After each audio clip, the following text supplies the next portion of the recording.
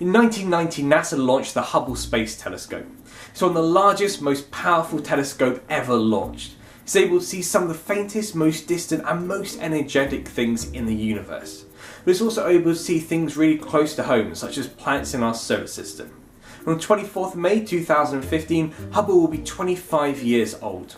So to celebrate its birthday, we're going to have a look back at this amazing telescope. So you've probably seen some of the incredible photos that Hubble's taken over the years. Some of incredibly distant galaxies on the other side of the universe, and some of massive clouds of gas in our own galaxy or planets in our solar system with a whole new point of view.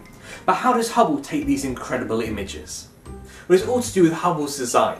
The main mirror is 2.5 meters wide, which is one of the largest mirrors ever on a space satellite launched before. And the size of this mirror means that Hubble can see some of the faintest objects in the universe, such as really distant galaxies.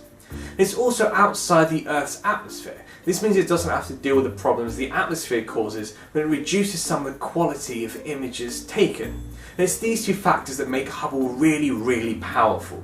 However, Hubble wasn't always able to take such incredible images.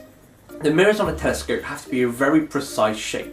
If they're not, then the images that come out can be very blurry or can have strange artifacts and patterns on them. And this is the problem with Hubble initially. The engineers failed to realise that the primary mirror was misshapen.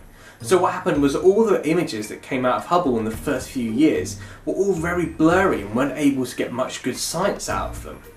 So what do you do if your vision gets a bit blurry? Well, you get a pair of glasses.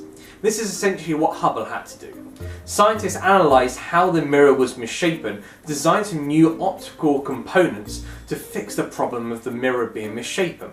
And then, a few years after Hubble launched, astronauts went up on the space shuttle up to Hubble and fitted the new optical components, and it's fixed all of the problems that Hubble had initially. And since then it's been able to take some nearly perfect images. However, NASA has also replaced a lot of the other optical components on board Hubble in further missions since, which has further improved all the photos and images that Hubble's been able to take. And it's these images that has made Hubble so famous and loved by so many people. Because it's so big and so powerful, you can see really distant objects, really energetic and exotic events throughout the universe. It's taken images such as this of the pillars of creation, giant clouds of gas and dust in our galaxy where lots of stars are forming all the time. It's taken images like the Hubble Ultra Deep Field, where a really deep image of the universe where we can see galaxies from tens of billions of light years away, and each of the bright dots in this image is an individual galaxy containing hundreds of billions of stars. And there's lots of other really great images. You can check out my video that also celebrates 25 years of Hubble, where I give 7 most incredible images ever taken by Hubble. You can check it by clicking up the link just here. But it's not just about the pretty images. All these photos and some less beautiful ones are used for some really important science by Hubble. You can use the images of the really distant galaxies to understand how the universe has evolved and changed in the last 14 billion years. Look at these giant clouds of gas and dust to understand how stars form, stars like our very own sun.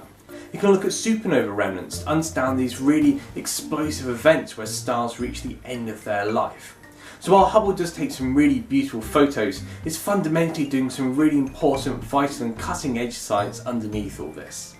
So the last 25 years have been pretty successful for Hubble, but what does the future hold? Well, Hubble will stop working around 2020 and it will stop doing much science at this point.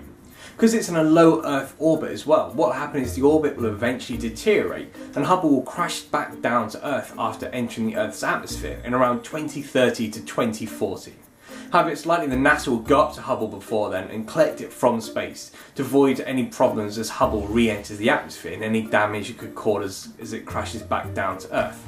However, Hubble will essentially be replaced in 2018 by the James Webb Space Telescope. And this is another NASA space telescope, and it's essentially the same as Hubble, but just much improved in many ways. It can take much more cutting edge science and take even more incredible images for us. So Hubble has done some incredible science in the last 25 years, and there's still 5 more years of Hubble operating, so we can still expect some more incredible cutting edge science and some amazing pictures to see. Thank you very much for watching. Don't forget to like, subscribe to my channel, and check me out on Twitter at UKAstroNut. I'm also releasing another video which is 7 greatest images from Hubble in the last 25 years, so you should check that out as well. Otherwise, thank you very much for watching, and I'll see you guys all soon. April 24th, 2015 celebrates 25 years since the Hubble Space Telescope was launched. So to celebrate this 25 years birthday, we're going to take a look back at 7 of the most incredible photos ever taken by Hubble. So let the countdown begin.